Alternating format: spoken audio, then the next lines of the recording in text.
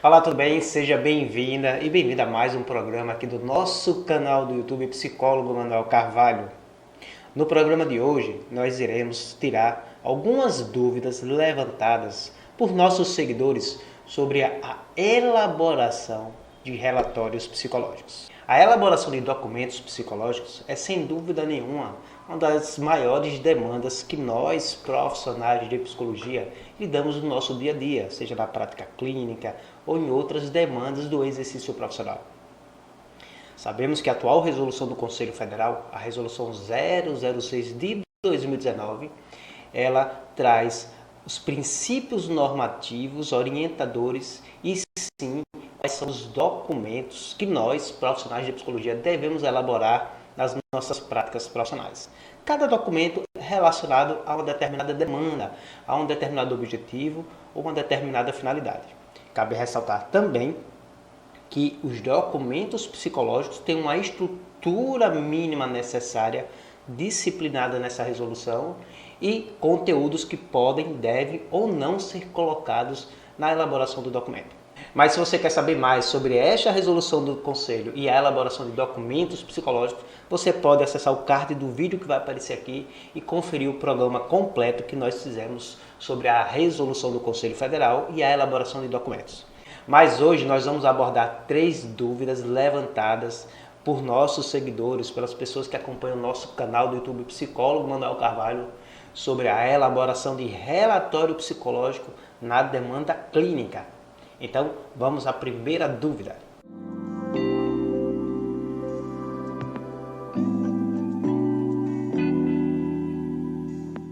E a primeira dúvida é da Luana de Noronha. Luana pergunta: olá, uma mãe solicitou um relatório do seu filho que faz acompanhamento com queixa de TDAH para levar à escola e auxiliá-los no que trabalhar com ele. Neste caso, caberia um documento relatório mesmo? Ótima pergunta, Luana. E com certeza eu lido com muitos colegas que têm dúvidas sobre demandas que chegam na sua prática profissional e que tipo de documento deve elaborar. O primeiro ponto que eu quero destacar é que informação você irá passar no documento, que tipo de informação. Por quê? Se por acaso você vai fazer uma descrição do serviço que você está prestando, o atendimento clínico para aquela criança, as condições desse serviço, como a criança vem se apresentando, as queixas que levaram você a fazer o acompanhamento relacionado a esse quadro do TDAH, o relatório é um documento cabível sim, pois o relatório é um documento que serve para você prestar informações sobre o serviço psicológico prestado. E aí, claro, nisso você pode incluir as condições, né, do teu paciente, da tua paciente, como chegou, técnicas utilizadas, a evolução do tratamento e, inclusive, nas recomendações das conclusões, você pode fazer sugestões, até mesmo para intervenções de profissionais da escola. O outro ponto é, se você vai fazer uma comunicação confirmando o diagnóstico daquela criança com TDAH, possíveis prognósticos, aí a gente já está falando de avaliação psicológica. Se for este caso, não cabe um relatório psicológico. Você terá que fazer um laudo psicológico. Então, de uma forma bem resumida, se você vai fazer uma descrição, apresentar informações do atendimento psicológico prestado, mesmo já confirmando que aquela criança ela tem um diagnóstico, no caso de TDAH, e apenas descrever como está sendo o atendimento, as demandas, as queixas e concluir com recomendações, cabe-se um relatório. Mas se você vai apresentar um diagnóstico, um resultado de uma avaliação confirmando aquele diagnóstico de TDAH e possíveis outras comorbidades, aí cabe um laudo psicológico. Espero ter ajudado você, Luana, na sua dúvida. Vamos agora para a segunda pergunta trazida pelos nossos seguidores, nossos acompanhantes. E a segunda pergunta é muito interessante, é de Keilane Tavares. Com quanto tempo de atendimento mínimo você acha que o relatório psicológico para o neurologista pode ser emitido? Excelente pergunta e uma dúvida muito comum. Cabe destacar que a atual resolução do Conselho, a 006 de 2019, quando ela traz informações, né, os normativos, as diretrizes sobre relatório psicológico, ela aborda esse ponto.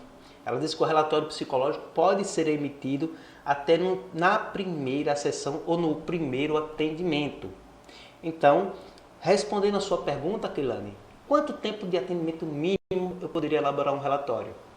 Vai depender de que tipo de informação você quer prestar. Por exemplo, eu posso elaborar um relatório psicológico já após a primeira consulta para o neurologista para prestar informações pertinentes ao que eu levantei no primeiro atendimento. Eu não teria como fazer uma descrição mais detalhada, mas eu posso, por exemplo, a pedido do próprio paciente ou do médico assistente, o neurologista, informar que ele compareceu, que foi feito um planejamento de um atendimento, de uma intervenção psicológica, que foi feito já uma entrevista de triagem, algo desse tipo, e informações baseadas nesse primeiro atendimento, inclusive limitadas no que você consegue afirmar desse primeiro atendimento. Lembrando que o relatório é uma descrição do serviço feito. Agora, se você pretende fazer um relatório para comunicar para o neurologista a evolução do tratamento, do atendimento do paciente, da remissão do quadro, né, patológico dele, uma sessão só não será suficiente. Quantas sessões? Depende da evolução de cada paciente, depende da proposta do teu serviço, depende dos resultados alcançados. Por exemplo, você pode se programar para depois de 10 sessões, um exemplo, fazer um relatório para apresentar para o neurologista a evolução do teu paciente e do paciente do neurologista nessas 10 sessões. E aí a cada 6 ou a cada 10 sessões, um novo relatório. Vai depender muito dos objetivos do serviço, da necessidade do neurologista e, é claro, do quadro, das demandas do teu paciente. Mas é possível fazer já desde o primeiro atendimento um relatório psicológico para o médico assistente. E a terceira e última dúvida que separamos para você é de Marcos V. Ela tem um pouco de relação com a pergunta anterior que respondemos. Marcos pergunta: se o paciente desistir do acompanhamento e solicitar um relatório, eu sou obrigado? Ótima pergunta, e aqui já entra, Marcos, em duas situações. A resolução do conselho sobre a elaboração de documentos e na nossa obrigação e nos nossos deveres éticos. A própria resolução do conselho, ela fala, ou melhor, ela reforça o nosso dever ético de dar devolutiva dos nossos serviços a quem de direito. Mas, Manuel, ele interrompeu o serviço que era uma avaliação, um atendimento psicológico com tantas sessões programadas. No decorrer, ele disse que não queria mais o atendimento e ele pediu uma devolutiva. Eu sou obrigado a dar essa devolutiva? Sim, nós somos obrigados a dar essa devolutiva e inclusive se solicitado através de uma documentação, relatório psicológico descrevendo o serviço feito. Agora, a devolutiva, o relatório psicológico, ele vai estar limitado até o momento que nós fizemos o serviço, até as informações levantadas. Inclusive, no relatório, eu recomendo que você apresente, que você coloque o conteúdo de que o serviço ele foi interrompido a pedido do paciente e do cliente, não sendo possível concluir os objetivos inicialmente levantados, né, as demandas inicialmente levantadas. Lembrar novamente, o relatório é um documento para descrever um serviço psicológico em realização ou realizado, mesmo esse serviço sendo interrompido.